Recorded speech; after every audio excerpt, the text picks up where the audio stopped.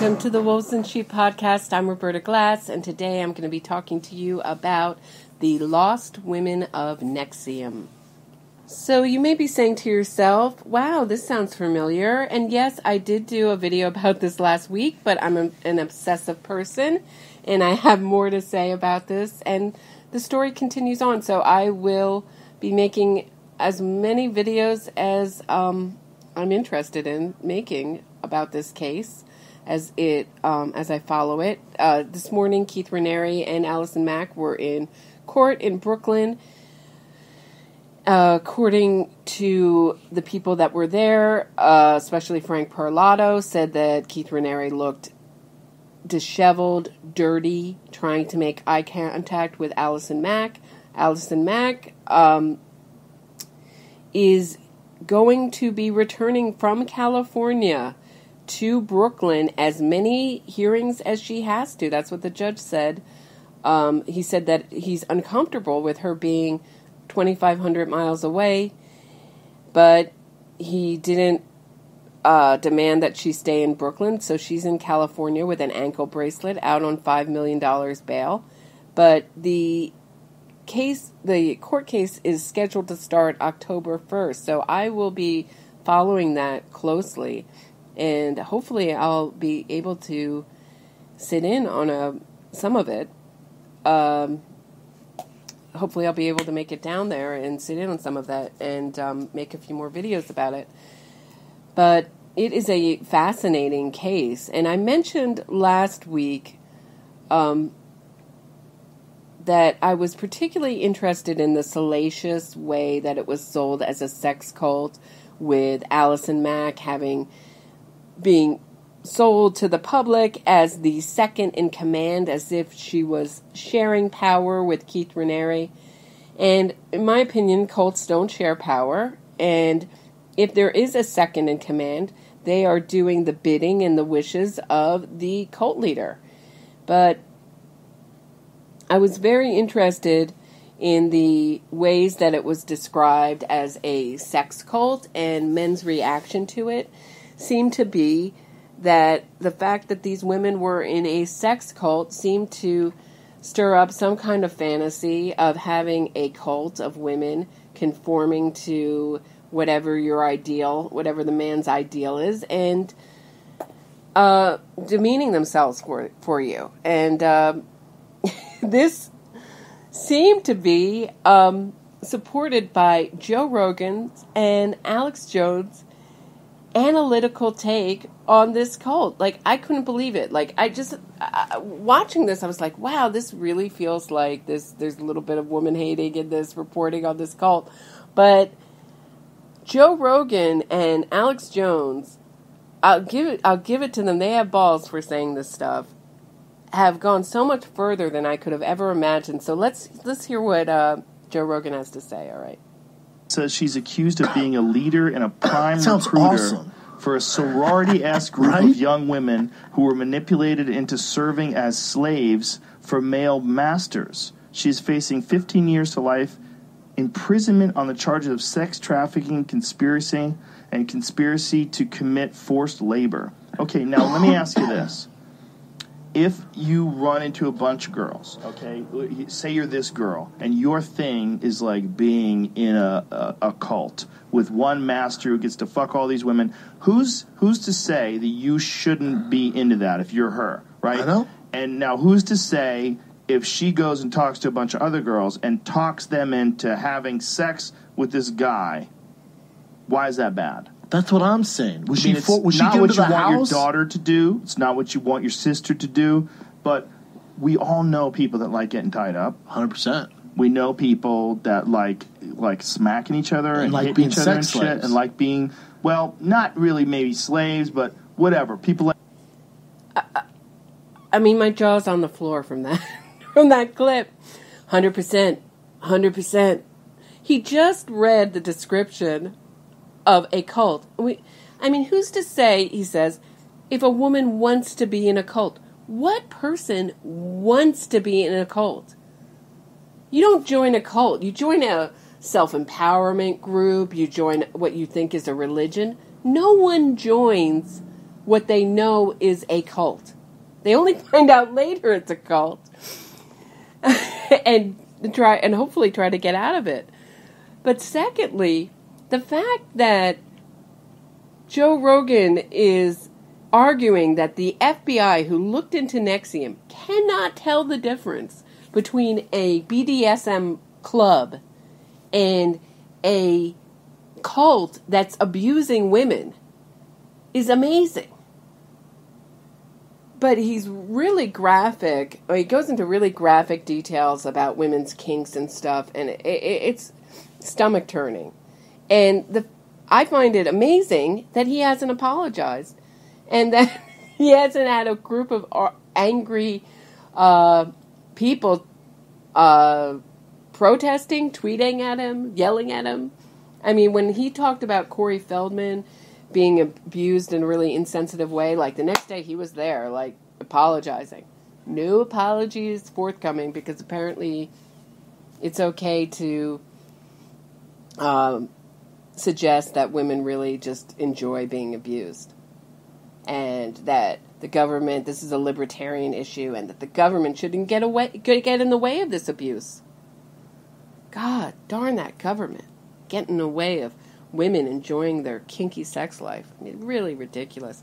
But I thought that was going to be the peak of ridiculous, but apparently it wasn't, because the always outrageous Alex Jones doubled down on some insanity, the same kind of insanity, with Roger Stone. And this is really interesting to me that Roger Stone was caught putting a ad in a magazine for a threesome, for a swinging threesome with his wife in the 90s. And somehow he finds his way to this sex cult. Somehow. Just noses his way up to Albany, finds his way. And I think he says that they were maybe looking to hire him at one point, and he realized they didn't really need him. And he came and he took a course with Catherine Oxenberg, so this must have been a while ago. And what he says is that he noticed that there were no bathroom breaks, that the material was quite pathetic, I think, and that all the women were really skinny, but he walked away and said nothing. But I think the title of the video is that Roger Stone is exposing Nexium. Boy, he had nothing to say years ago when he took the course and noticed that there was some weirdness going on, but now that the guy's in prison, he's going to expose it. Way to go, that's brave. So let's listen to Alex Jones. Such a great clip. Hold on. People who worked for Nexium, the women who worked for them, were all emaciated. They were all extremely thin. And I did audit this course to see what it was like, to look in on it. I noticed that they were given no bathroom breaks. They were given no food breaks. It was extremely intense. I met the actress Catherine Oxenberg there, who briefly audited and then fell out with the cult, now struggling to get her daughter India out of it. I'm in touch with her. Last week on the War Room, we had Frank Parlato, who really is the crusading journalist who has busted this cult wide open. And I love how you've been exposing it and talking about your experiences since it came out in the news, and then the media spins it like you're involved. Well, you're exposing it, and then you're a bad guy. I never saw any evidence of a harem. I never saw any evidence of sexual abuse. I never saw any evidence of women. Well, you were in the porch. You were on the outside. Because it was clear after 2 months that they needed an attorney, not a lobbyist. Their specific complaint had to do with an ex-partner who they believe had bilked them and stolen. Sure, but you told me, but basically, not off record, but not on air, you just said basically it was a bunch of crazy people. Well, and what they did do, and this was clear, was they would find wealthy offspring like Claire and Sarah Bronfman of the very wealthy Bronfman family in New York, and then they would suck money from them. They're embroiled in many lawsuits. So it's sucking money off liberal women, and I guess liberal women don't like men that they've been trained to, and don't like men that are nice to them, so I guess that's the ultimate fetish, is being cucked. So these women, a lot of them went in to be abused. It's totally sick. It was very clear that the Bronfman sisters were writing. So I love that Alex Jones just assumes that all the women in Nexium and Jeunesse and DOS, all those women were liberal women. There's a lot of women there to make that assumption, But that's Alex Jones for you. But this was a fetish. They loved to be abused. They went in knowing they were going to be abused. That was the turn on for them. And they went in to be abused. It's incredible. There's actually an interesting article, I think it's in the Boston Globe, about the Golden State Killer and blaming women for men's violence. I will try to link it in the top of the comments if I can. But this is really going a step too far. So I think I've said all that I have to say on it. I'm feeling a little bit more optimistic about the state of the world since the Bill Cosby verdict came in. I'm not letting this ridiculousness from Joe Rogan and Alex Jones get me down. But part of what I'm interested in when I look at crime is to look at the way it's spun. And I think that's maybe one of the most fascinating parts when you follow true crime is to watch the way the case is spun in the media, especially when murderers get their own PR agents. That gets really interesting. But Keith Raniere, I don't know they came out today with their defense saying that women have the right, like it's a libertarian type issue, and that women have the right to brand themselves, and that they have a right to be part of this, and that there was no coercion involved. I think that's going to be a really hard case for them to argue since they had to hand over collateral and that they didn't have much choice in who they slept with, and that this collateral, which was, for those who haven't listened to my first recording, the collateral was things like pornographic videotapes, I'm so old, pornographic tapes or DVDs of themselves, pornographic video of themselves, pictures, damaging video of themselves confessing to things, giving information about their family and friends. So those were the times for the things that were given over before they joined the DOS portion of Jeunesse, which is under Nexium. So they gave those things as collateral and were under the understanding that they would be released should they refuse to do the bidding of Keith Raniere. So it's a little hard to make the argument that they joined this cult with a full understanding of everything and that they were down for being branded and starved and abused and they loved it. But God help us if someone like Joe Rogan or Alex Jones is on the jury, because I wouldn't want to be in that jury room. That would be like one angry me, and between me and Joe Rogan and Alex Jones, anyone making that argument, I think it's really sick and shows a lot of anger towards women. So let's move on and talk about 2 suicides that happened in Nexium, right? One in 2002, one in 2003, that have both been written about by Frank Parlato. And I keep bringing up Frank Parlato's name because there's been other people who write about it, but not at the same volume and the same intensity as Frank Parlato. And there is an awesome interview that William Ramsey did with Frank Parlato. Holy cow, is that excellent. And he sums up a whole bunch of Nexium history in an hour. And I will try, if I can pin 2 things. I don't know if you can pin 2 things, but I will make that the priority and pin that in this video, because that is if you are interested in this subject, that is a must listen. Awesome. Way to go, William Ramsey. What an interview. It might be the best interview he's ever done.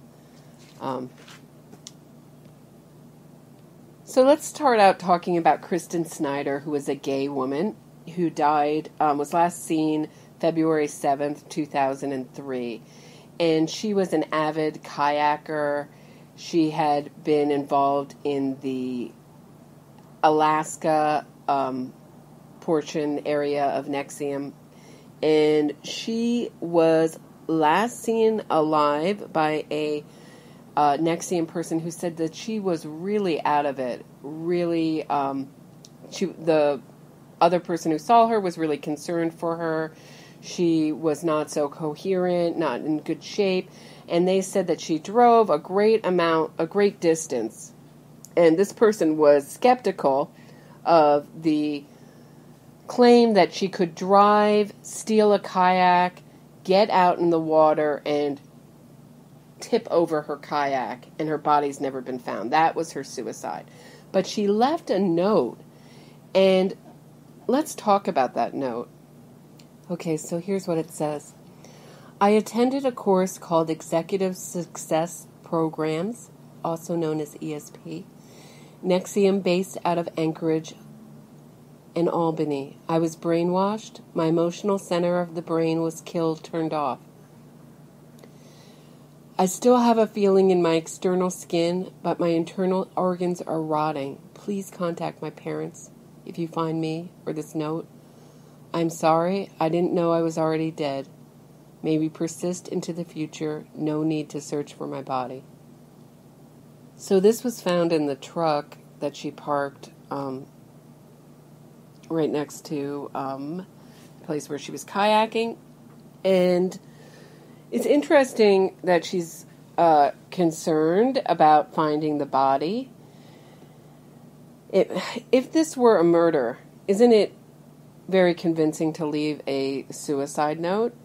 And if you knew that you murdered someone and that the body was not maybe in water or was disposed of somewhere else and you didn't want them to be looking for the body, wouldn't it be interesting to put that in the note? I don't know. It's just a very, very interesting thing. And notes are very convincing to law enforcement. As the more I look at these kind of suicides that are possible murders, a note is a really great way to sell a murder as a suicide.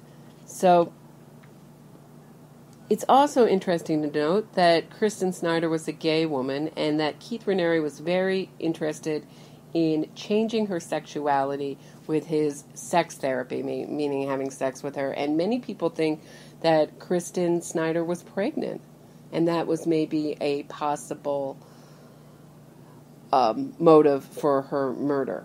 But right before this, in 2002, we had the death of Gina Hutchinson, who Keith Raniere started having sex with when she was 15. And she was encouraged to leave school, and she did. And Keith Raniere became her mentor and her sole source of an education at 15 or 16. And she stayed with him until her death. And she was staying in a motel, and the night before she committed suicide, supposedly, allegedly, she was visited by 5 women cult members. They were seen entering her motel. And the next day, she was dead by gunshot in front of a Buddhist monastery with a Buddhist medal in her pocket. And she had written a note, like a really short note to her friend, kind of saying like, never stop believing type thing. Really short, not as long, convincing note. But Keith Raniere also is on video saying something interesting about killing people. Let's listen to that. I've been shot at because of my beliefs. Right. I've had to make choices. Should I have bodyguards? Should I have them armed or not? Right. I've had people killed because of my beliefs and because of their beliefs and because of things that I've said. Mm-hmm. And I'm mindful of that. Mm-hmm. Okay, well, he seems to feel that he has had people murdered. I mean, what do you say to a piece of tape like that? I mean, really. It actually goes on. I'm really sorry I cut it off, but it goes on where he says to his 2 women devotees, "You don't know. You've never run anything like this." And what do the women say? "Well, neither have you. And he goes, yes, I have. It's so funny. Her one little moment of sticking up for yourself, you're like, yes, woman, go, leave, run. But it's just funny to see her stick up for herself, and him. It's not really that funny. It's funny in a dark way, but so goes on. But he seems to feel like he has killed people. Wonder who these women are. I wonder how many women there are. It's just very interesting that these suicides happen so close together. One in 2002, one in 2003, real close together. And it would be interesting to see if, as more information comes out, if more women are missing or murdered or victims of suicide. So as I'm reading this Nexium stuff, I'm very interested in the way that Keith Raniere controlled these women by putting a lot of doubt in their heads. And when I hear people like Joe Rogan or Alex Jones suggest that women really enjoy the abuse that they're getting, I guess I've been meditating on how vulnerable all women are when men prey on our insecurities and push that daddy button. I don't think I know one woman who doesn't have that daddy button and really can, when that's, what I mean by that is the kind of approval that we seek from men, the kind of okay that we miss that we didn't get from our dads. And when that is pushed, I think we lose our minds a little bit. And we're vulnerable to con men like Raniere. But if I hear one more time that it's really the women's fault and that this is a kink, a cult, being in a cult is not a kink. And if I hear one more time that we really enjoy being abused and that men should treat us accordingly if we're down for it, which I guess being in a sex cult signals that you're down to fuck. I guess that's what some men hear. I'm going to lose my mind.